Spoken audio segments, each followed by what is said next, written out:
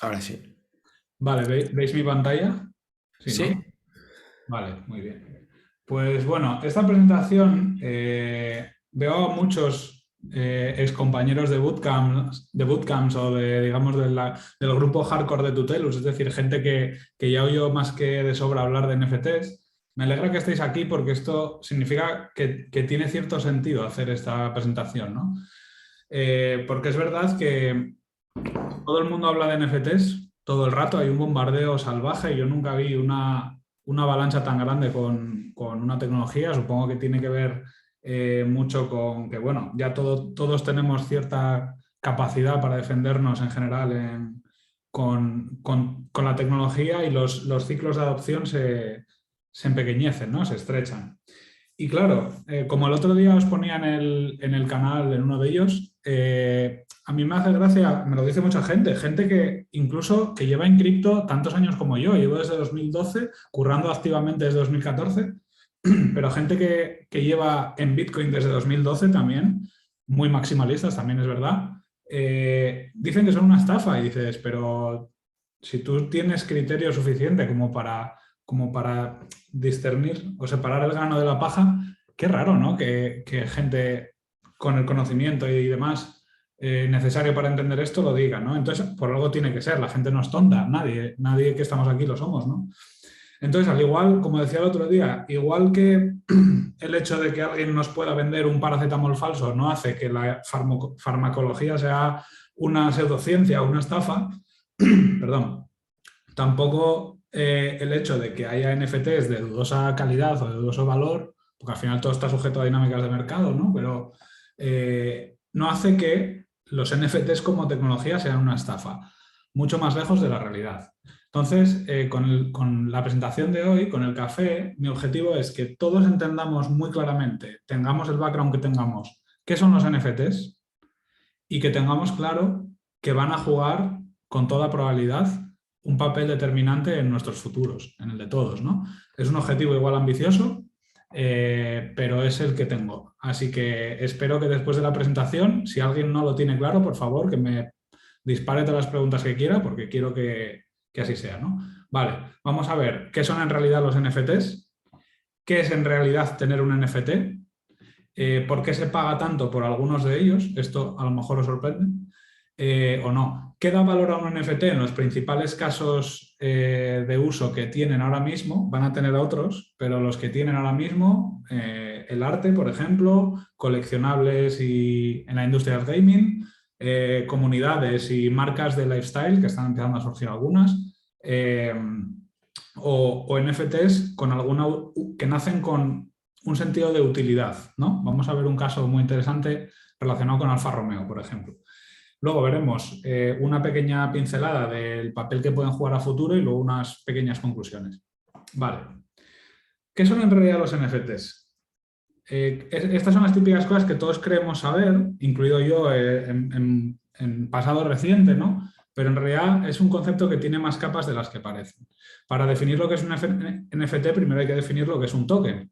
Y como no encontré muchas definiciones, pero no encontré ninguna que me satisficiera realmente, ¿no? Entonces, esta es mi propuesta de definición para el concepto de token. En el contexto del mundo cripto o Web3, como se llama ahora, ¿no? A todo esto, yo los defino como activos digitales basados, voy a ir despacio, en la lógica programada en el contrato inteligente. Ya sabemos que los contratos inteligentes son programas, es un nombre un poco fancy, ¿no? Para hablar de programas que están en una blockchain. A partir del cual se acuñan, un concepto muy importante, en inglés es minting, lo habréis visto muchas veces, y que comparten parcial o totalmente las propiedades y o estado incluidas en este. ¿Vale? Ya sé que es un poco densa, es a propósito, porque es precisa y creo humildemente rigurosa. Y poco a poco a lo largo de la presentación vamos a ir aduciendo a trocitos de de esta definición para que lo tengáis claro.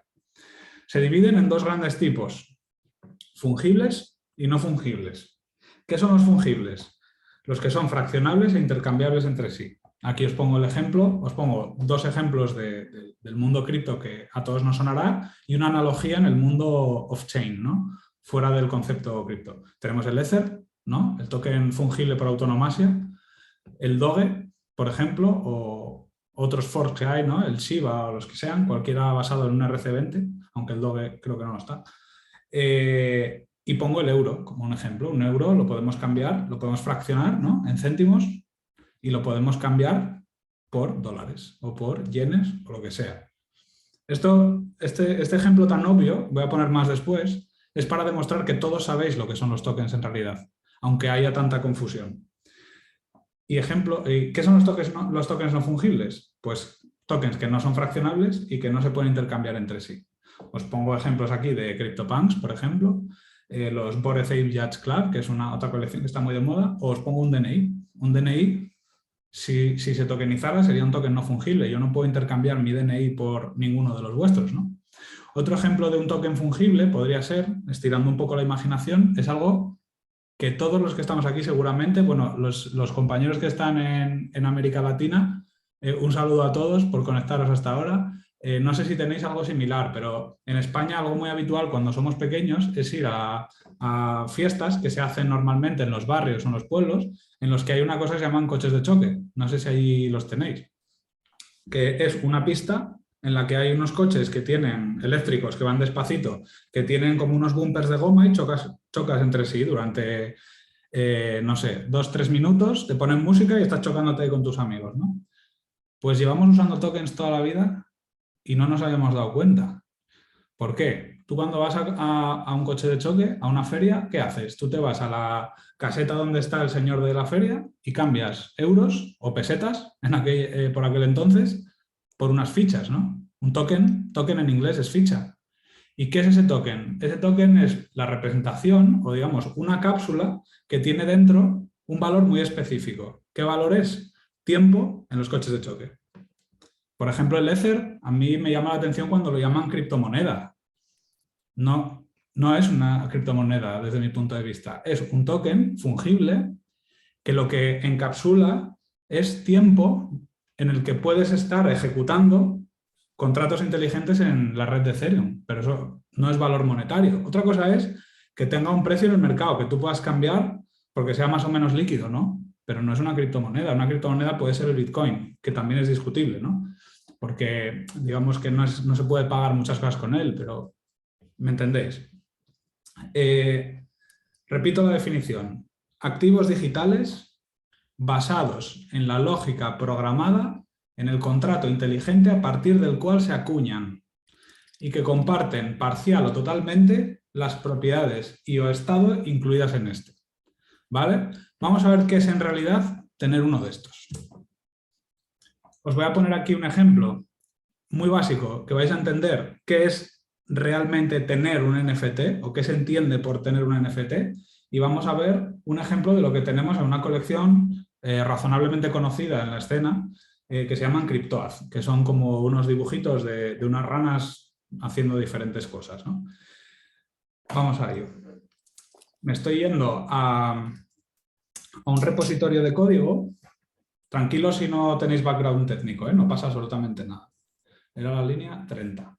Esto es el código que se utiliza normalmente como plantilla, el código de un contrato inteligente que es el estándar RC721. Esto a la mayoría os sonará, es el estándar en el que se basan todos los NFTs, la inmensa mayoría de ellos, ¿no? Bueno, tener un NFT, tenerlo, es aparecer en esta estructura de datos que se llama, que hay en esta línea. Nada más. Esto lo que es, bueno, se llama mapping técnicamente, pero básicamente es, imaginaos una cuenta de una empresa, ¿no? En términos contables, que tienes un debe y un haber. Pues en un lado está el identificador del token y en otro la dirección que lo tiene.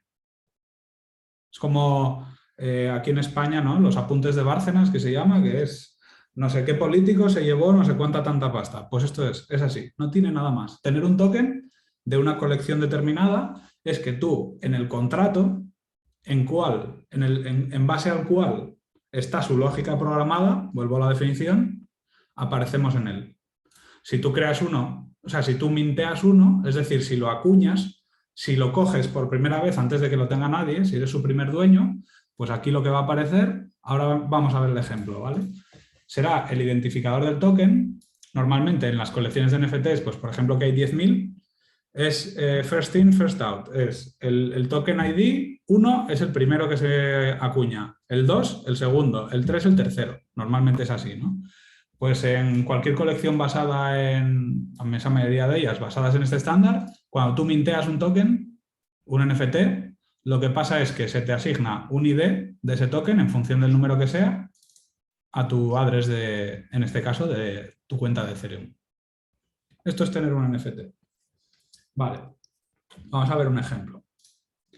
El de la colección que os decía. Aquí, uy, a ver. Tengo esto. Ahora estamos viendo en Etherscan, como sabéis es un explorador de la cadena de bloques de Ethereum, estamos viendo el contrato en base al cual está la lógica programada. Vuelvo a la definición. Uy. Activos digitales basados en la lógica programada en el contrato inteligente a partir del cual se acuñan.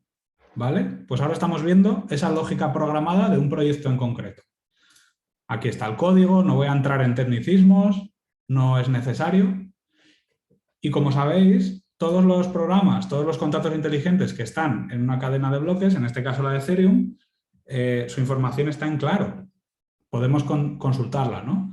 Bueno, pues entonces, si yo me voy aquí, estas son las acciones, las funciones. No quiero entrar en tema técnico, pero pensad en cosas que se pueden hacer en base a esa lógica programada, en base a ese programa. Pues una de ellas es ver lo que acabamos de ver. ¿Quién es, por ejemplo, el propietario del token ID número? No sé, vamos a poner el 6, por ejemplo. Pues es este address. Ahora estamos consultando el libro de contabilidad de este contrato. Y me diréis, vale, yo tengo esa persona, ese address tiene ese ID, pero ¿cuál es de esa definición tan densa que me enseñaste antes? ¿Qué es eso de que comparten parcial o totalmente las propiedades y o estado incluidas en este? Pues en el caso de los NFTs, como os podéis imaginar, pues es la imagen y una serie de datos relacionados con ella. Vamos a poner, por ejemplo, el 5. Si yo lo consulto a través de esta función, que se llama tokenuri, me sale este churro, ¿no? Bueno, pues lo tengo aquí listo para consultar. Esto es el estado o las propiedades, o mejor dicho, el estado y las propiedades de este token ID en concreto, ¿no? Que es el 5. Aquí veis que hay un 5 pequeño, pues es que es el 5, ¿no? Tenemos una descripción.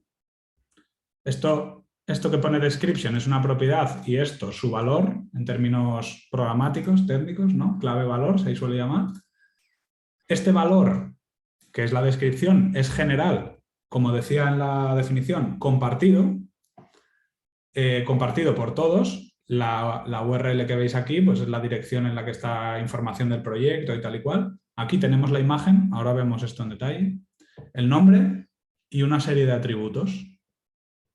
¿Vale? Esto es muy habitual en las colecciones. Pues si te compras un mono con una camisa azul, pues habrá un atributo que ponga shirt color blue o algo así, ¿no? Vale. Y esta es una de las madres del cordero en el mundo NFT. Luego lo comentaremos más en detalle, ¿no? Pero la imagen en este caso. Pues la tengo aquí. Aquí tenéis la imagen del NFT en cuestión. ¿Vale? Son estas ranitas. Recapitulamos. Activos digitales basados en la lógica programada en el contrato inteligente a partir del cual se acuñan, lo que acabamos de ver, el código, y que comparten parcial o totalmente las propiedades y o estado incluidas en este. Acordaros, la descripción, información general sobre el proyecto, eso los programadores podemos poner lo que nos dé la gana ahí. Hay una serie de datos que son compartidos. Imaginaos, si en vez de esa rana rara fuese un DNI, pues hay una serie de datos compartidos, ¿no? Si fuera un DNI para los compañeros latinoamericanos es el documento de identidad en España. Pues hay una serie de propiedades compartidas, pues a lo mejor es la bandera, ¿no? El texto que pone aquí Reino de España, la bandera de la Unión Europea, etcétera. Y luego hay otros atributos que son únicos para ese NFT, pues que es tu nombre, es único. Bueno, en realidad no, puede haber varias personas que se llamen como tú. El número, el identificador, eso es único, eso es solo para ti, ¿no? Vale. Luego, si tenéis dudas, me las preguntáis después, ¿vale? Espero que haya quedado más o menos claro. Visto esto, ¿por qué se pagan tanto por ellos? Hay muchas razones, en realidad, ¿no? Vamos a verlas detalladamente después en función del caso de uso de cada uno de los casos de uso que vamos a comentar. Y la idea también después es daros unas pequeñas pinceladas de qué es lo que puede darle valor o no a una colección para que separéis nuevamente, ¿no?, el grano de la paja. Pero quería poner este ejemplo que me parece muy ilustrativo precisamente porque lo explica una persona que se gastó 2 millones o 1 millón y pico en este mono, ¿no?, en este CryptoPunk. Y qué mejor que explicar por qué de su viva voz. Al final, en muchos casos, sobre todo ahora, es una cuestión de estatus. La mayoría no tienen utilidad.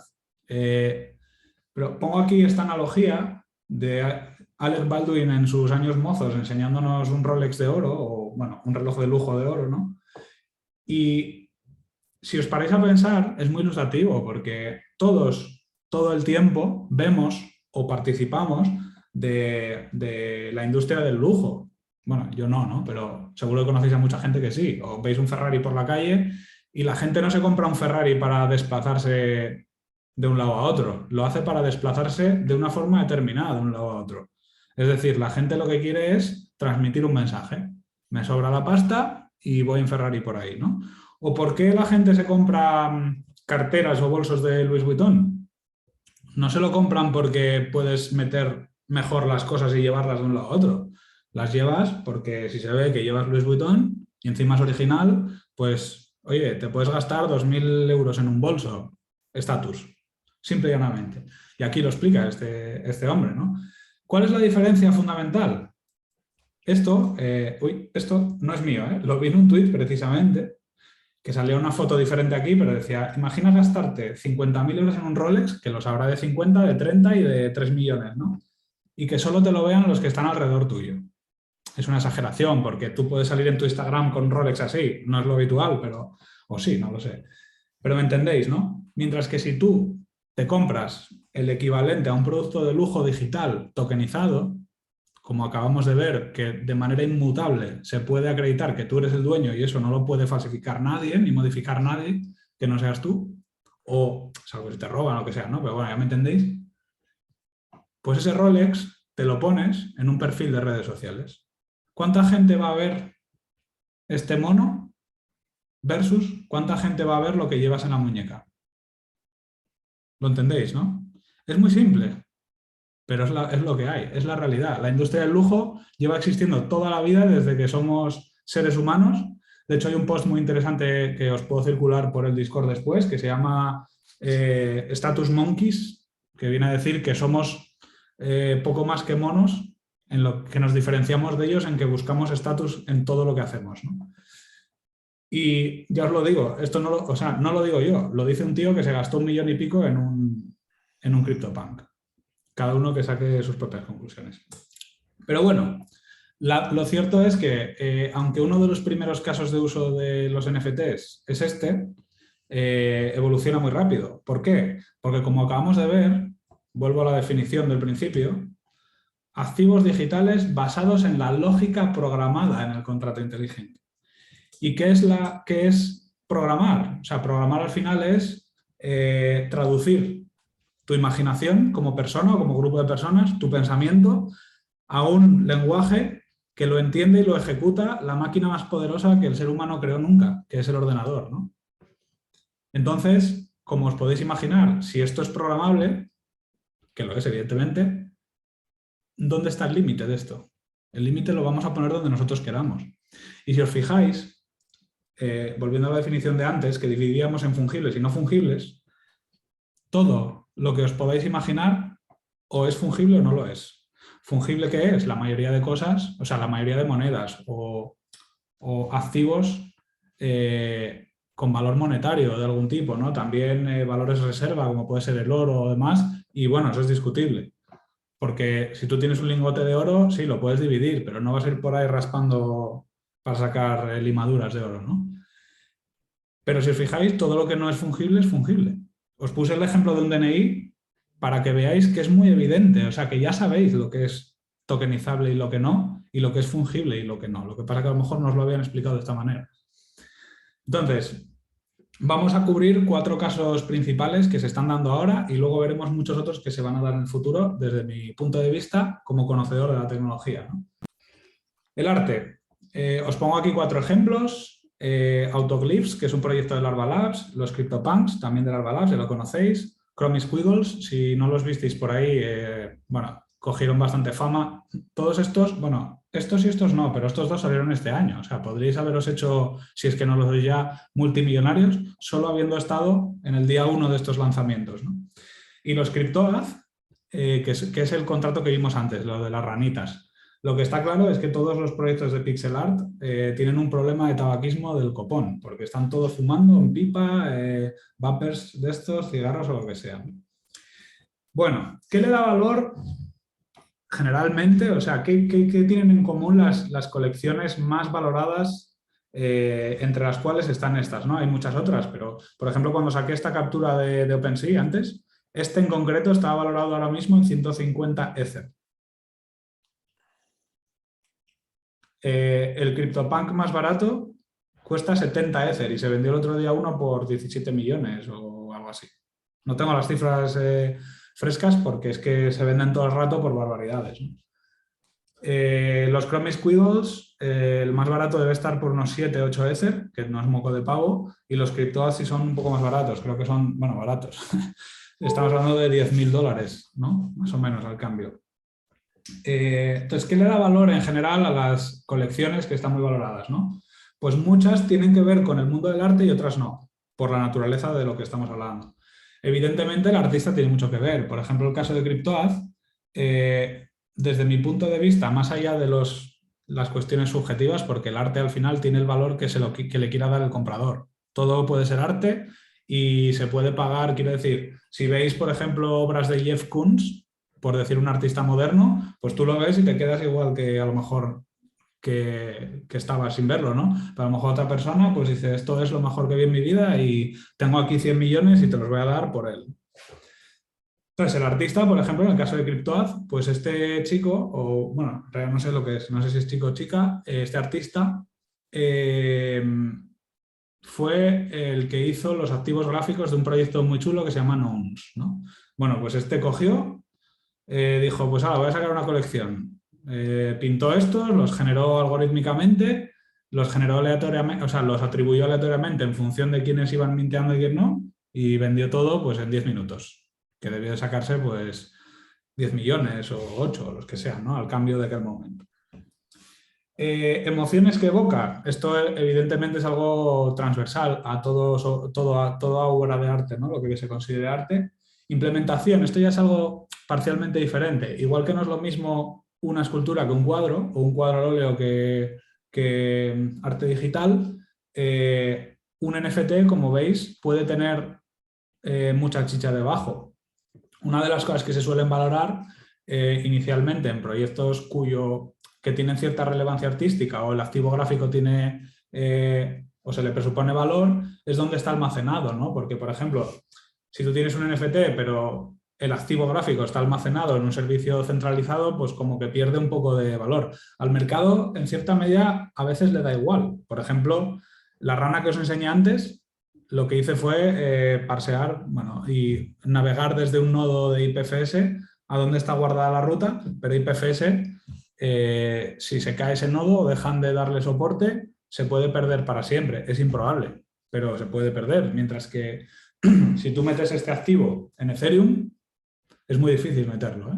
Técnicamente es muy complicado. Eso le puede dar valor a una colección. Por ejemplo, estos dos, este y este, están almacenados on-chain. Y eso es algo que hizo que se revalorizaran mucho, ¿no? Este también es arte generativo. Es decir, que tú cuando lo minteabas, se ejecutaba una función en el contrato inteligente y esto se generaba de manera aleatoria en base a unos parámetros. Bueno, pues eso puede tener valor porque fue uno de los primeros proyectos de arte generativo que hubo desde que se empezó a aplicar esta tecnología para esto, ¿no?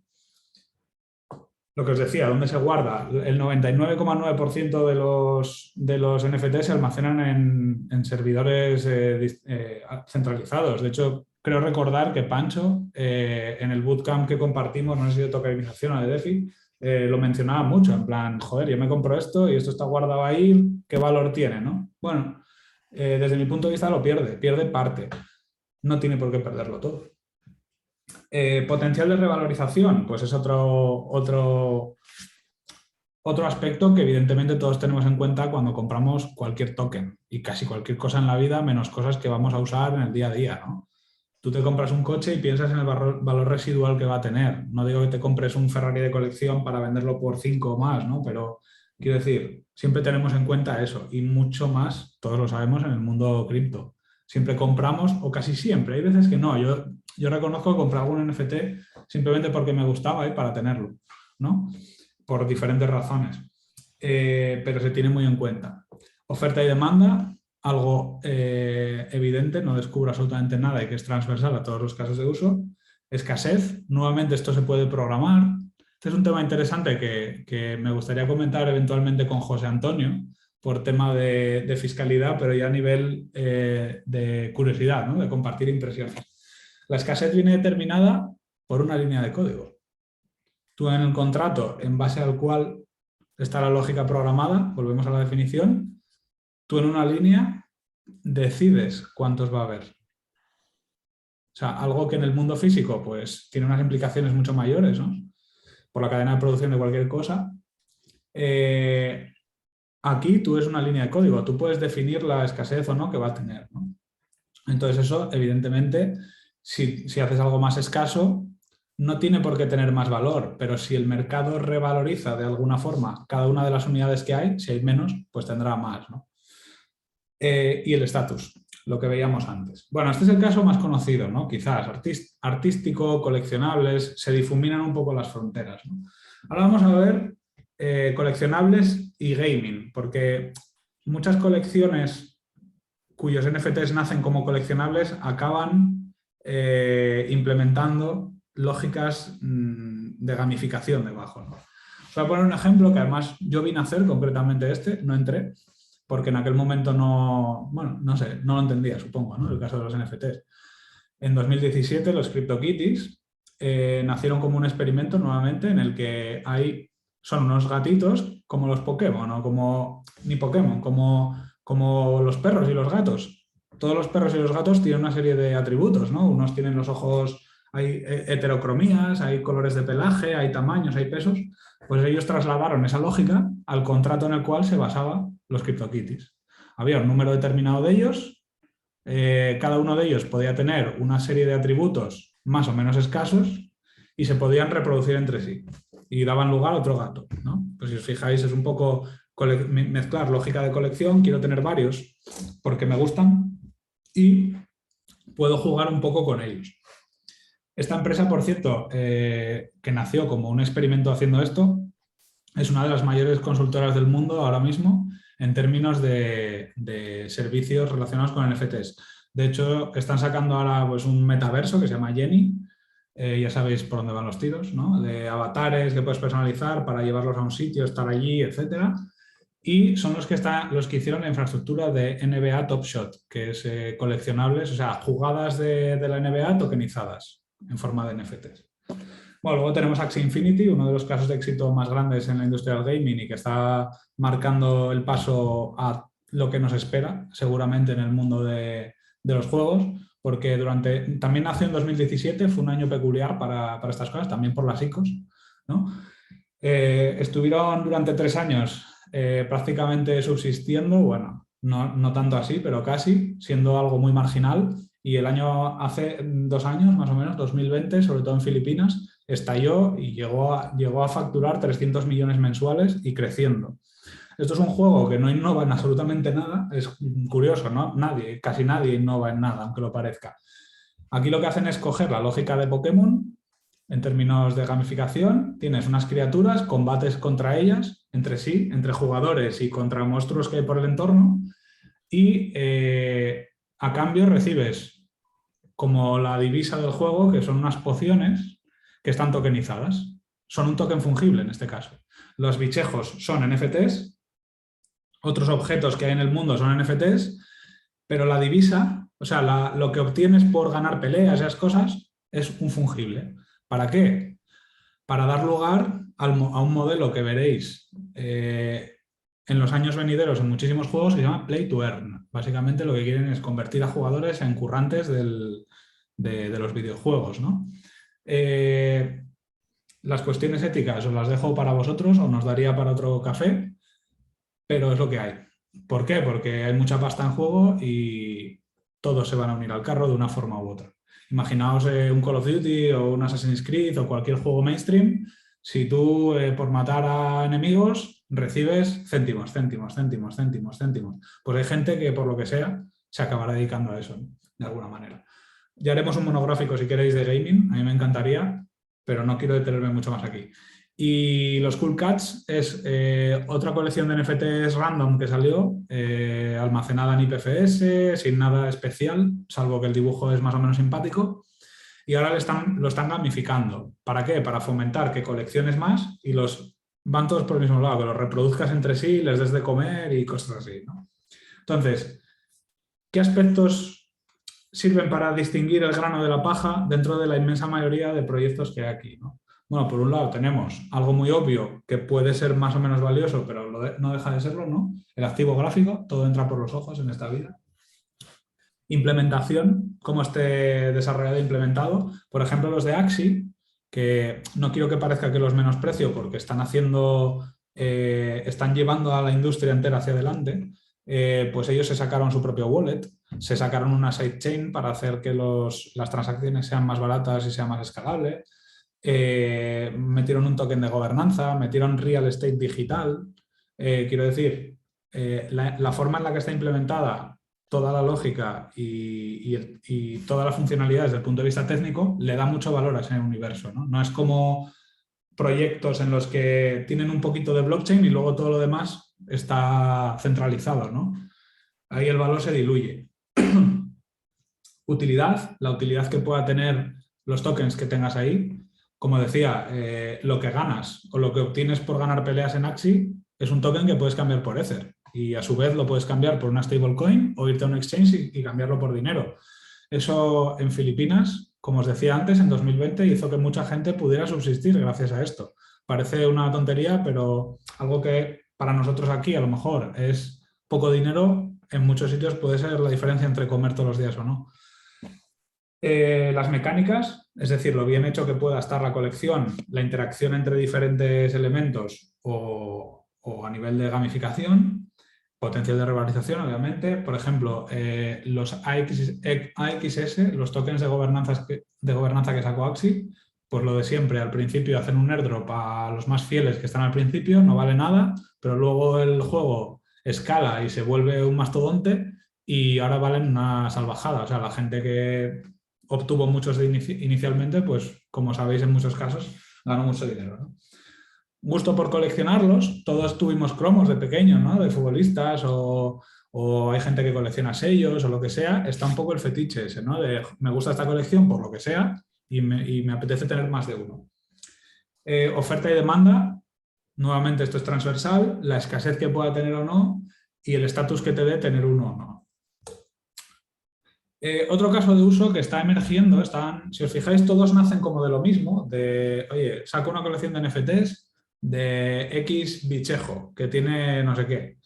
Pero claro, en función de la comunidad que vayan teniendo y ¿cómo decirlo?, de la capacidad creativa de los equipos, pues van cogiendo unas direcciones u otras, es natural y beneficioso para el ecosistema. Tenemos comunidades, o puse lifestyle, quiero decir marcas de lifestyle, ¿no? Marcas de lifestyle me refiero a marcas que se compran normalmente por los valores y la visión que te evocan por tenerla. Pensad en marcas de ropa de surf, por ejemplo, o marcas también de lujo, puede ser. Por ejemplo, la colección de Bored Ape Yacht Club, que la revalorización es brutal, o sea, todos los famosos tienen, todo famoso que se precie casi tiene que tener uno, o uno de estos o un CryptoPunk, pues están evolucionando un poco hacia ahí, ¿no? Están haciendo ropa exclusiva para los miembros. Hace poco se compraron una discoteca en Miami para que solo pueda ir gente que tiene un Bored Ape de estos. Hacen festivales, cosas por el estilo, ¿no? Alan Bomb Squad es otra colección de NFTs que se hizo, que era, yo no conocía esta marca, al parecer solo es muy conocida en Estados Unidos y creo que en Canadá, es de ropa, y empezaron a sacar tokens y pues en función de la rareza que te tocaba el token, pues te regalaban alguna prenda, cosas por el estilo. Y esta que mola mucho, que os invito a que la veáis, esto es un experimento que se desarrolló de una manera muy peculiar, que se llama Poolsuite. Nació como un sistema operativo de los 80, o mejor dicho, de los 90, ¿no? Tiene una estética es muy guay, muy cachonda, de un tío que se llama Marty, que yo le sigo bueno, le sigo en... Esta música es aquí. Nació como una radio de musiquilla pues como de los 90, de los 80 y tal y cual. Y si os fijáis es como un sistema operativo de Mac de hace la bola de años. Pues es todo la estética de este rollo, ¿no? Se tiene una radio, vas poniendo música, podrías poner videoclips de, pues yo qué sé, mira, un anuncio del 88, ¿no? Pues bueno, esto fue cogiendo tracción, parece una chorrada, pero esto tiene un tráfico de la leche. Sacaron una línea de cremas solares. Ya veis todo el rollo que tiene, ¿no? Pero mola, hay que reconocer que es original y que está guay. Y bueno, lo cierro ya. Y entonces sacaron unos tokens, o sea, tokenizaron, por así decirlo, una membresía exclusiva de esa piscina virtual en la que viven, ¿no? Y de hecho, cuando lo minteabas, yo tengo uno porque me encantaba, te salía esta tarjetita como de oro que parece un American Express de la fundita de cuero y te salía un ticket de la pantalla con el coste y los atributos y los datos de la transacción. Bueno, la leche, ¿no? Entonces, nuevamente, ¿qué le da valor a estas cosas? Pues como veis, yo os estoy contando en concreto con entusiasmo. Pues lo minteé única y exclusivamente porque me molaba. Parece una chorrada, pero es algo fundamental en este mundillo y en estos casos concretos, ¿no? Entonces, tienes en cuenta un poco el activo gráfico también. Hay gente que le gustan estos monos, otros que no. La misión, esto es muy importante, misión, visión y valores de la comunidad o de la marca. La gente, como hablábamos antes, pues se compra un polo de Lacoste o se compra un Ferrari o se compra lo que sea. Nos compramos, bueno, esas cosas no, pero otras. Porque la marca nos evoca una serie de sensaciones basadas en su misión, su visión y valores repetidas en el tiempo con las que nos sentimos identificados o que resultan aspiracionales para nosotros, ¿no? La utilidad que pueda tener, por ejemplo, como os decía, esto ya es como un club de campo digital súper elitista. O sea, si tienes uno de estos, pues podrás hacer las cosas que ellos te permitan, ¿no? Pero como tienen tantísimo dinero, pues hacen cosas como la que os comentaba antes, de comprarse una discoteca. Sentido de pertenencia a esa comunidad o a esa marca, gusto por ella, lo que os decía antes, y nuevamente los atributos transversales, ¿no? Oferta y demanda, escasez y estatus. Entonces, teniendo en cuenta todo esto, voy a volver otra vez a la definición. Sé que soy muy pesado, pero es la única forma de que algo tan denso os quede. Activos digitales basados en la lógica programada en el contrato inteligente, se puede programar lo que quieras, tanto como te imagines, a partir del cual se acuñan estos activos digitales y que comparten parcial o totalmente las propiedades y estado incluidas en este. Teniendo en cuenta esto y lo que acabamos de ver, ¿hacia dónde creéis o pensáis que va a poder llegar esta tecnología? Os voy a poner unos ejemplos. Este gráfico no es mío, es de una persona que sigo en Twitter que sabe la hueva de esto. Y efectivamente estamos por aquí, ¿no? Bueno, estamos ya quizás en este huequito entre arte y marcas.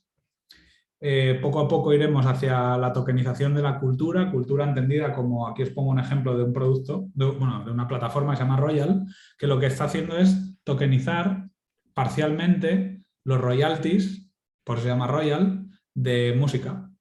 De hecho, tienen a un rapero que, bueno, yo no lo escucho mucho, sé que existe, que se llama Nas, y poco a poco van entrando famosetes, por lo que te dicen es, oye, si yo te tokenizo, igual que hacen los chicos de Rental, nuestros compañeros que tokenizan pisos que luego explotan y reparten dividendos, pues esto igual, pero con derechos sobre la música que va a producir el artista que tokeniza parte o el total de su obra, ¿no?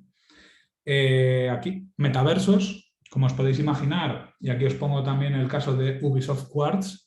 Para los que no lo conozcáis, una de las mayores empresas de gaming del mundo, tiene un montón de sagas y millones de jugadores todos los años. Tiene mucha relación el gaming con los metaversos. ¿Por qué? Un metaverso al final es otra buzzword de estas que hay, que parece que es algo nuevo y en realidad no tanto. O sea, ya existía Second Life, seguro que lo habéis visto alguna vez, o incluso el Habbo Hotel, o cualquier, no sé cómo decirlo, cualquier sitio digital en el que estar puede entenderse como un metaverso, ¿no? Evidentemente, con los avances técnicos en todos los campos, se va enriqueciendo, mejores gráficos, sensaciones, posibilidades, pero es lo mismo, ¿no? Entonces, con una capa con la blockchain funcionando como infraestructura económica, en un mundo digital, la potencia que va a tener eso en términos de rendimiento económico es inimaginable. O sea, vosotros imaginaos, por eso quiere entrar Facebook y por eso quieren entrar todos. Microsoft también, con la compra de Activision o de grandes estudios de publishers de videojuegos. Lo que están comprando es propiedad intelectual para eventualmente que tú te metas ahí, tú pases tiempo ahí, tú quedes con tus amigos ahí. Pues imagínate que el punto de partida de ese metaverso en el que estás sea un piso, como un apartamento digital. Lo que pasa es que hoy en día tú tienes un apartamento en función de lo que te permite el mundo físico, pero ¿qué no vas a poder diseñar en un mundo ilimitado como es el mundo virtual, digital? ¿Por qué IKEA no va a sacar muebles en 3D con ediciones limitadas o ediciones no limitadas a un precio X? Tú vas a comprar IKEA porque te va a molar, a lo mejor te mola el diseño, o a lo mejor sentarte en ese mueble de IKEA que te cuesta no sé cuánto, te da, yo qué sé, algún atributo en ese mundo digital que tiene valor. No sé si me explico, o sea, las posibilidades son absolutamente infinitas ahí y evidentemente los grandes lo saben, ¿no? Off-chain assets, os pongo aquí un ejemplo, que bueno, a mí me hace gracia que esto pone que está como en 2027, ¿no? Se puede decir, y esto es de hace 2 días. El Alfa Romeo Tonale se convierte en el primer coche asociado a un NFT. Van a hacer un NFT en el que se van a ir registrando los servicios oficiales que le hagas en el mantenimiento, en la red oficial de la marca. ¿Por qué tiene sentido esto? ¿O por qué creo que lo puede tener? Porque es una manera de, si vendes el coche de segunda mano, tú puedes demostrar de manera incorruptible e impepinable que los servicios son esos. O sea, los servicios que se le hicieron de manera oficial al coche son esos. Volvemos a la definición. Activo digital basado en la lógica programada en el contrato inteligente, es decir, yo puedo programar en el contrato de ese NFT que fulanito que tiene este address, imaginaos que ese address es Alfa Romeo, puede escribir que en tal fecha se hizo tal mantenimiento. Eso se puede programar, o sea, se puede programar lo que quieras. A partir del cual se acuña que comparten parcial o totalmente las propiedades y o estado incluidas en este. ¿Cuáles son las propiedades que pueden compartir? Pues este es el NFT de Alfa Romeo para este modelo que registra los mantenimientos oficiales en los talleres de la marca. ¿Y cuál es lo que no comparte? ¿Qué es lo que es, qué es el estado o digamos el valor de esas propiedades relacionadas con ese coche en concreto? Pues que se le pasaron a tal kilómetro, se le pasó en tal taller, etc. Ahí os lo dejo. Y comentaba el caso de Royal, que ya lo vimos, ¿no? Y bueno, aquí visualizan off-chain governance. Os puse el ejemplo el primero. Imaginaos un DNI tokenizado como NFT. ¿Con qué votamos cuando votamos en las elecciones? Con DNIs. ¿No? No nos piden nada más. Conclusiones. Algunas, no todas, y las mías. Todo lo que sea susceptible de ser tokenizado lo va a ser. Todo. Ya sea como fungible, si es intercambiable y divisible, o como no fungible. Creo que hay muchos más casos de activos no fungibles que fungibles, por lo comentado anteriormente, ¿no? Y pienso que aún es pronto, pero que esto va mucho más rápido de lo que fueron anteriores revoluciones tecnológicas que todos hemos vivido en los últimos años, ¿no? Y bueno, hasta aquí la presentación. Espero haberos inspirado o abierto un poco la mente a aquellos que no lo teníais muy claro. Y nada, estoy abierto a todas las preguntas que queráis hacer o abrir un debate o lo que queráis. Muchas gracias, Roberto, tío. La verdad es que ha estado muy chula la presentación, me ha gustado mucho. Yo te doy allí un poco de feedback. El partir de una definición a mí me ayuda mucho más a entender el concepto y ir como destructurando el significado. Si no me equivoco, tendremos esta presentación disponible. Yo mismo la compartiré ahora por Discord. Y nada, a ver si alguien se anima, de King of NFTs, Borja, si alguien se anima a aprovechar ahora que tenemos al crack entre nosotros y preguntarle cualquier duda que tengamos. Yo Yo te hago una tengo preguntita. Bueno, Dale, Santiago. seguro que... bueno, pues, la pregunta que tengo yo es, por ejemplo, el día de la presentación, que es la compra. ¿Cómo es? ¿Se hace a través de la...? O sea, yo, por ejemplo, tengo la plata, tengo en MetaMask y lo compro directamente en ese momento, con Ethereum, con USDT.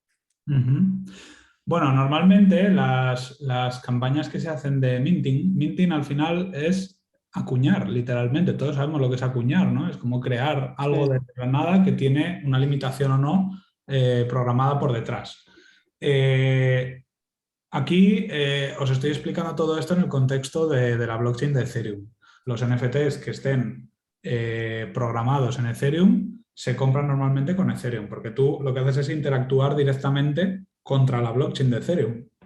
Y ese es el token que admite. Tú no puedes pagar, o sea, si tú interactúas con una aplicación descentralizada que está en Ethereum, no puedes interactuar con otra divisa. Era lo que explicaba al principio, ¿no? Que Ethereum, desde mi punto de vista, no es una moneda, es un token como una cápsula digital de valor que lo que tiene dentro son recursos o digamos, unidades de computación que puedes pagar, tiempo de uso de la red de Ethereum. No sé si respondí a tu pregunta, Santiago. Si no, te escribo por privado. Sí, más o menos. Lo que quería, porque el otro día cuando tuvimos ese cafecito en la reunión anterior, que Sí, la venta iba a ser en vivo mientras hicieras la presentación, sí. teníamos que elegir, o sea, por ejemplo, elegías más tu token o tu figura y la comprabas en vivo y en directo. O sea, que para en ese momento yo debería tener en la MetaMask Con Ether, Ethereum con un poco con de Ether. Ether. Sí.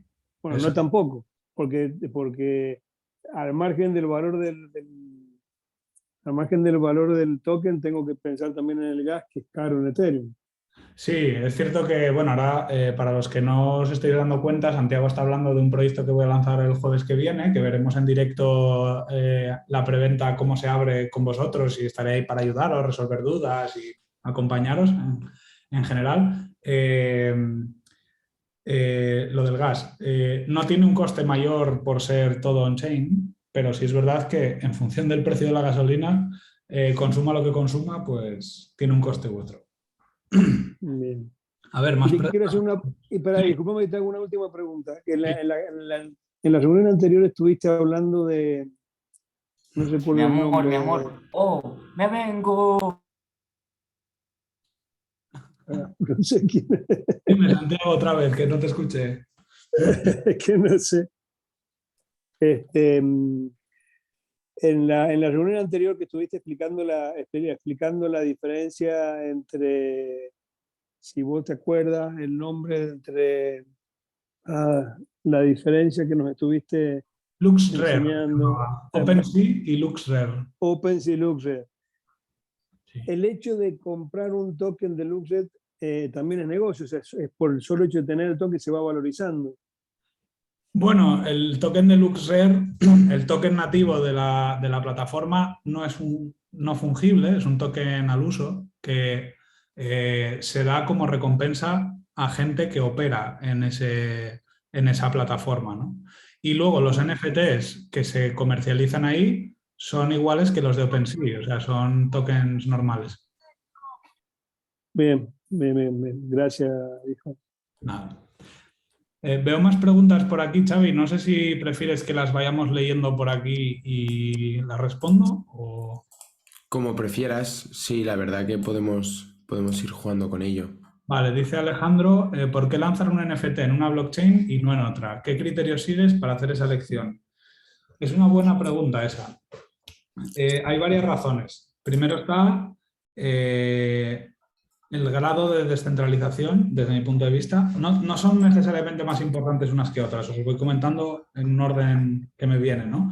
El grado de descentralización de una red u otra. Cuanto más descentralizada esté y más poder computacional tenga, más segura va a ser. Si tú estás vendiendo o creando un token cuyo valor, o sea, la propuesta de valor de ese token viene determinada por la seguridad que quieres que tenga, en términos de resiliencia, por así decirlo, o persistencia, necesitas irte a la red más fuerte. Es cierto que Ethereum, pues bueno, tiene cierta mala prensa ahora porque es cara. Bueno, no es mala prensa, todos preferimos pagar menos que más, ¿no? Pero cuando estás usando otra blockchain, que estás pagando menos por ella, estás comprando algo no tan seguro, seguramente, o no tan descentralizado, no tan puro, que no aporta un valor quizás tan grande si lo que buscas es algo que esté desarrollado sobre blockchain, que en el caso de Ethereum, simple y llanamente porque es la blockchain más grande. Y luego hay otra razón, bueno, junto con la de Bitcoin, evidentemente. Me refiero a blockchains sobre las que puedes programar de forma nativa. Y luego hay otra razón muy importante que la gente que no es técnica no la valora porque no entiende o no tiene por qué saber que tiene valor, que es el ecosistema de desarrollo. Es decir, yo, por ejemplo, en Solana se programa en un lenguaje que se llama Rust. Yo personalmente pues no lo conozco. Entonces, si conozco Solidity y no conozco Rust, pues hombre, me puedo poner a estudiar Rust, pero intentaré tirar por aquello que conozco, que me resulta más fácil y para el que hay más recursos desde el punto de vista técnico. Hay más librerías, hay más utilidades, más herramientas, más documentación, que eso es fundamental para desarrollar sobre cualquier plataforma. Paso a la siguiente pregunta. Dice, mira, me gusta mucho tu nombre, Abundancia. No sé quién eres, pero me gusta. ¿Es posible que profundices en cómo saber distinguir las buenas oportunidades? Sí, pero creo que nos extenderíamos mucho. Si queréis, podemos hacer una serie de cafés más adelante en el que hagamos análisis por vertical, por así decirlo, el arte, coleccionables, marcas, etcétera, porque hay muchas ramificaciones, muchas cosas a tener en cuenta y aparte es un análisis mío, no tiene por qué ser, quiero decir, esto es algo muy subjetivo, ¿no? Pero podemos hacerlo a futuro si queréis. A ver, Mar Ávalo, me he incorporado un pelín tarde, pero si lo he entendido bien, los NFTs ahora sirven para comprar y vender y tener ganancias o bien para tenerlo por estatus o gusto, pero van camino de ser utilizados en la vida real con usos reales. Le hace sustituir, por ejemplo, los servicios de un notario, etc. Bueno, cogiste la esencia, pero hay algunas cosas que hay que precisar, ¿no? Comprar y vender y tener ganancias. Es cierto que hay mucha especulación en el mercado, lógicamente, ¿no? Pero no necesariamente tienes, hombre, hay mucha gente que compra esperando que se revaloricen, pero como os comenté antes, puedes comprar algo solo por el hecho de que te guste, igual que, no sé, a lo mejor un día pasas por una galería en la que tiene una exposición de fotos y compras una foto porque te gustaría tenerla colgada en tu cuarto porque la quieres tener, ¿no? Quizás eso podría entenderse como utilidad decorativa en este caso. Y luego dices, van camino de ser utilizados en la vida real con usos reales. Le haces sustituir a los servicios de un notario. Hombre, quizás a un notario no. A un notario podría sustituir la blockchain en sí, porque al final lo que se hace es... o sea, yo este es un tema que tengo muy manido desde hace años, porque tanto en consultoría como antes de eso se hablaba mucho de esto, ¿no? Era uno de los primeros casos. Tú puedes sustituir a un notario mañana, técnicamente, y podrían desaparecer todos. El problema está en el encaje legal. Si la legislación de un país no reconoce a la blockchain en sí misma como tecnología, como la fuente de la verdad para cualquier operación que puedas hacer con un notario, da igual que pueda, no van a querer, ¿no? Entonces, no sé si respondo a tu pregunta, es decir, la tecnología está ahí, pero yo no lo veo. Además, también creo que tiene cierto sentido, aunque suene un poco anacrónico, que haya un soporte en papel de todo, porque no nos lo imaginamos, pero Internet puede caerse. O sea, tendría que pasar algo muy, muy gordo, ¿no? Una guerra o pulsos electromagnéticos por ahí, una invasión o lo que sea, pero por poder se puede. Entonces, bueno, a lo mejor algo tan relevante como lo que se registra en una notaría a nivel nacional o a nivel supranacional, pues tiene que tener un soporte también físico. Muchas gracias, crack. Bueno, gracias a ti por estar. A ver, ¿cómo se puede aproximar el coste real de lanzar un proyecto de una colección de NFTs? Si una marca quisiera hacerlo, orden de magnitud. Es imposible cuantificarlo así. Necesitas definir con precisión qué quieres. Yo, por ejemplo, el proyecto que estamos haciendo es muy innovador en según qué aspectos, ¿no? Y por culpa de eso costó mucho tiempo desarrollarlo. ¿Cuánto vale? Hombre, se puede medir, ¿no? 3 personas que lo estuvimos haciendo en muchas horas durante 3 meses, pues no lo sé, ni idea de lo que nos costó realmente, ¿no? Pero sin embargo, un proyecto como el de CryptoAds, ese que vimos, como la implementación que tiene es bastante trivial, es decir, que lo puedes almacenar en cualquier lado, pues a lo mejor ese, si dibujas rápido, te lo puedes sacar en una semana. Ahora sí, el valor que tiene es diferente, ¿no? Y luego depende de, nuevamente vuelvo a la lógica programable dentro del contrato, depende de mucho de qué quieras hacer con él o qué quieres permitir que haga. Como por ejemplo, cualquier plataforma de lending y borrowing descentralizada, como puede ser Aave, te aseguro que los contratos que hay ahí no los entiendo ni yo. Como, o sea, yo soy programador, pero no conozco a casi ningún programador, por ejemplo, que pudiera entender cómo está programado Google en sus tripas bien al fondo, ¿sabes? Es decir, que todo se puede complicar tanto como quieras. ¿Qué más? Pancho, 2 comentarios. Sigo insistiendo en la importancia fundamental respecto a dónde se almacenan los datos. Hay mucho NFT que almacena en servidores centrales y uno en la blockchain solo tiene una referencia a un CDN. Sí, sí, un CDN o un servicio de almacenamiento distribuido o incluso servidores de Amazon. O sea, yo vi APIs, o sea, APIs son, ¿cómo decirlo? Bueno, interfaces de una aplicación que está en un backend, que normalmente todas están guardadas en Amazon o en Azure, que es de Microsoft o cualquiera así. Eso es una estafa técnica, no es un pain grave que eso pase y la gente no lo entienda. Yo estoy de acuerdo contigo, nuestra colección, y no es por meter la cuña, está 100% on-chain. Tenemos 145 capas vectorizadas metidas on-chain, es decir, tú te vas a mintear el bichejo, te puede gustar más o menos, pero eso va a estar ahí para siempre. No, bueno, para siempre hasta que se caiga Internet o se caiga Ethereum, pero es más improbable que eso pase que se caiga Amazon o que yo qué sé, ya no es que se caiga Amazon, es, bueno, IPFS es otra historia, pero los creadores pueden perder acceso a donde tienen eso almacenado.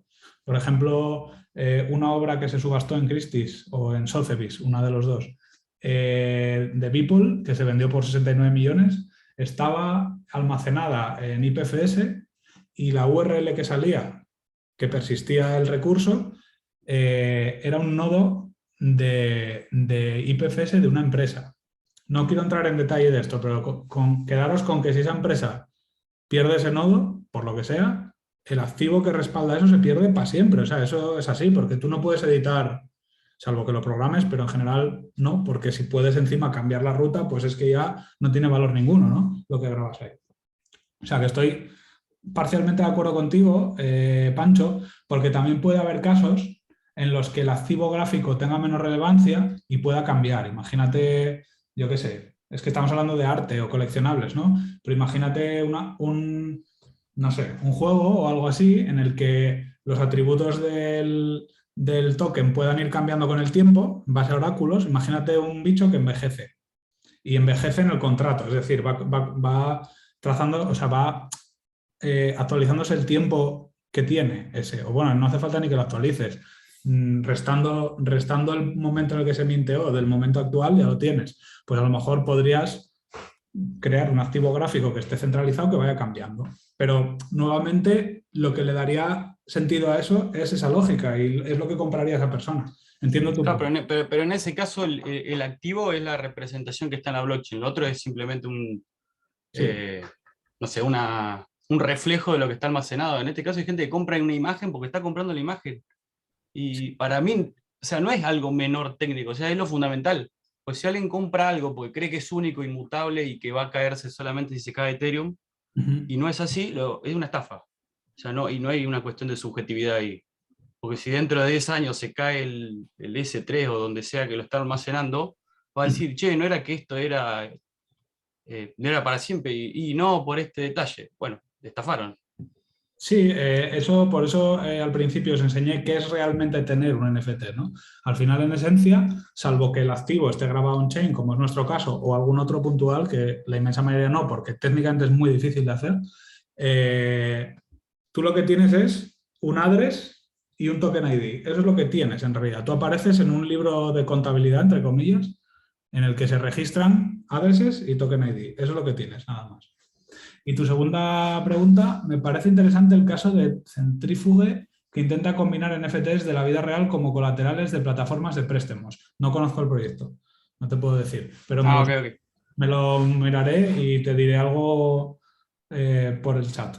Puedo puntualizar un momentito lo que decía Pancho, perdonad, Sí. lo de la posible estafa, eso aplicaría a los NFTs que son de arte, que efectivamente si crees que estás comprando una foto, la foto no es tuya, la pueden borrar, puedes perderla, pero no a los NFTs que te dan privilegios en metaversos o te dan acceso a cosas premium o algo así, ¿no? Que únicamente el NFT no es solo arte, hay NFTs que aunque sea un dibujo sencillito, lo que hace es otorgarte cierto privilegio para ir a sitios premium, privado o conciertos de los raperos americanos que están de moda, ese tipo de cosas, ¿no? Entonces, hay NFTs que le dan valor por eso, por el prestigio que te puede dar o acceso a otras cosas. Era eso solo. Correcto, sí. Ahí estamos hablando de un token con una utilidad muy concreta, ¿no? Que no tiene, digamos, un respaldo, un activo gráfico que lo respalde que sea lo que técnicamente le da valor. Pero sí, por ejemplo, un NFT podría ser un pase para entrar en una puerta que tenga un lector NFC que puedas acercar el móvil. Tendrías que crear la solución que mache, digamos, el NFT contra esa forma de autenticarte, pero sería un ejemplo de eso, ¿no? En el que el activo gráfico no es relevante, solo que tú figures en esa lista, en ese libro contable, por así decirlo. Vale, sigo con más preguntas. Entendiendo cuestiones como exclusividad que has comentado, tokenizar arte digital, una foto de un cuadro es más diferente que un screenshot de una imagen. Salvo casos de artistas con mucho nombre, en muchos casos cuesta verlo. Bueno, un artista no tiene nombre hasta que lo tiene, ¿no? Y el tema es cuándo y qué se lo da. Por ejemplo, el Gremlin estoy convencido de que ni Dios lo conocía aquí. Pues ahora le conocen muchos. Simplemente lanzó una colección en un momento determinado, por lo que sea, que estos son cuestiones de suerte también. A la gente le mola, gente de pasta entró y ahora Gremlin es un crack. O el Beeple Seguro que nadie le conocía hasta que no empezaron a subastarse sus NFTs. Jason, espectacular tu exposición como siempre. Bueno, muchas gracias. Me alegro que te guste. Dimitri, ¿qué tan complejo es desarrollar un NFT y visualizarlo como modelo 3D on-chain? Yo diría que casi imposible, porque, o sea, depende de cómo lo implementes, pero almacenar un modelo 3D en L1, en Ethereum, es imposible, vamos. No. Para que os hagáis una idea, nuestras capas de vectorizadas, 145, deben de pesar pues 10 kilobytes o algo así, en total, más o menos. Están muy comprimidas y muy hechas con una paleta de color determinada, codificada y mil historias. Eso nos cuesta desplegarlo más o menos 1,2 de cero. Imagínate eso a 70 de weight, a 70 de gas. Imagínate meter un modelo en 3D que igual pesa ¿cuánto? 150 megas. Aparte de que tendrías que trocearlo y preparar la lógica de la aplicación para que consulte los trocitos por todos lados, virtualmente imposible, vamos. José Antonio, os tengo que dejar. Excelente, Roberto. Vale, un millón de gracias, José Antonio. Otro José Antonio Bausa, fantástica exposición, también se tiene que ir. ¿Qué quiere decir capas vectorizadas? Un vector, vectores, gracias por preguntarlo, es un formato de imágenes digital que es escalable. Es decir, que cuando lo escalas no pierde calidad. Si tú, por ejemplo, coges una foto que te haces con el móvil y la amplías mucho, se va a acabar perdiendo calidad, ¿no? O si la reduces, se ven como granos por ahí. Pues un vector es un tipo de imagen que no importa a la medida a la que la diseñes inicialmente, que si la cambias de tamaño no va a perder calidad. Entonces, nosotros, no es por hablar de mi proyecto todo el rato, pero para contextualizarlo, nosotros lo que hacemos es todas las capas son de 24 por 24 píxeles. Entonces, si tú me compraras un token y me compraras algo de 24 píxeles y solo lo pudieras ver así, me irías a buscar a ver dónde vivo para que te devuelva el dinero, ¿no? La gracia es que lo almacenamos en ese tamaño, ocupa muy poco espacio, pero luego se amplía y no pierde calidad. Espero haber respondido a tu pregunta, Jaime. A ver, por ejemplo, de 2 CryptoKitties se puede crear otro. ¿Este nuevo CryptoKitty está ya predefinido en el programa o se modifica el programa de la blockchain? ¿Cómo se registra? Pues no conozco la implementación en detalle, ¿no? Pero lo que tendría sentido es que ese contrato, acordados de la definición, lógica programada en Ethereum, hay un algoritmo, un conjunto de funciones que pues lo que hace a lo mejor es coger los atributos del NFT1, del CryptoKitty 1 y del 2 y calculará de manera aleatoria en base a n parámetros qué atributos le salen al tercero en cuestión. Simple y llanamente, eso es, lo puedes refinar todo lo que quieras, pero es trivial. Y dices, Dimitri, ¿se podría desarrollar una dApp como capa 2 para ofrecer la solución de previsualización en 3D? No lo sé ahora mismo, no te puedo decir, pero en general todo lo que pese mucho no está hecho para, la blockchain no está para almacenar cosas que pesen mucho, está hecho para almacenar cambios de estado, ¿sabes? Cambios, pues esto es así, lo actualizo y es así, o esto es así y no se mueve, no se cambian nunca los valores de estas propiedades o de estas variables ad infinitum, pero cosas muy básicas. Todo lo que implique una carga gráfica potente, eso no... Tienes que irte a soluciones centralizadas, de momento, por lo menos.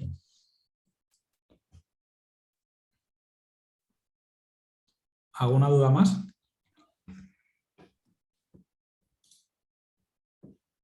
Parece que no hay más preguntas. Bueno, yo creo que hemos podido responder muchas dudas, que está súper bien, ¿no? Tener a alguien que sabe del tema para poderle preguntar.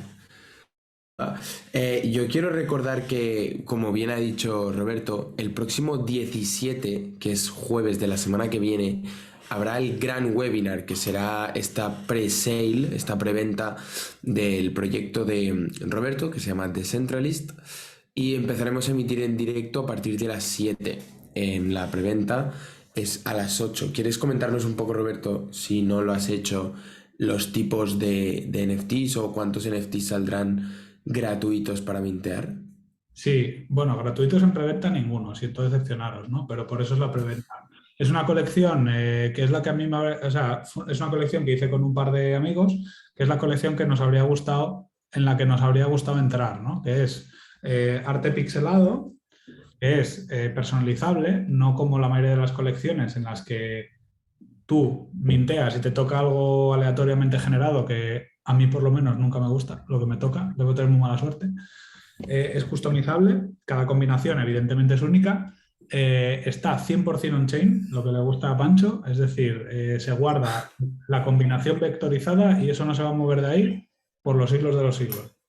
Y luego tiene dos aspectos diferenciales, es que la colección está dividida en dos. Es uno de los aspectos.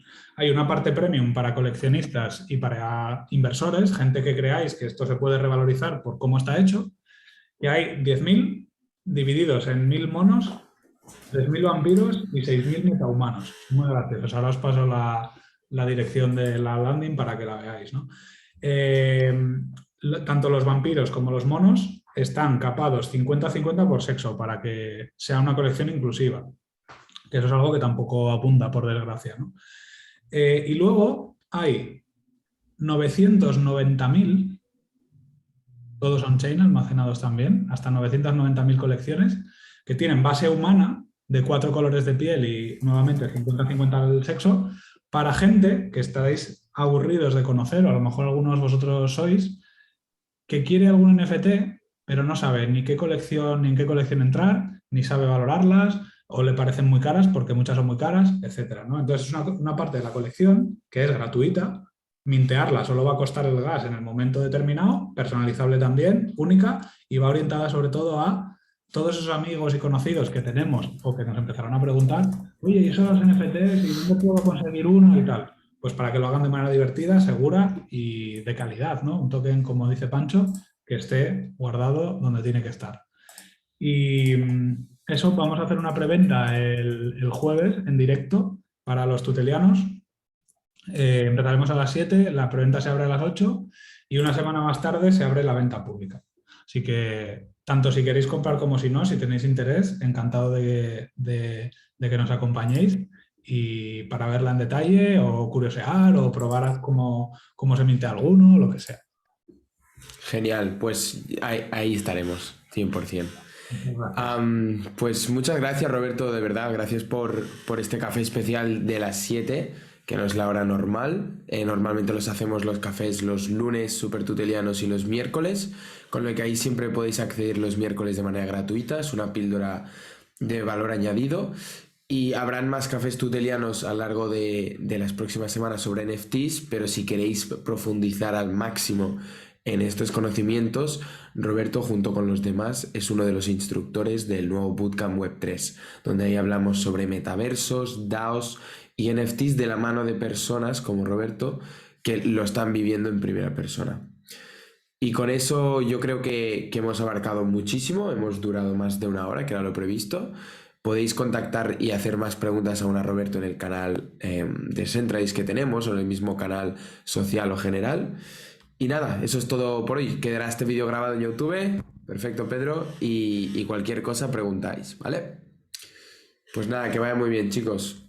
Eso es todo. Chao, chao. Hasta Chao, luego. chao. Adiós, chao. Adiós.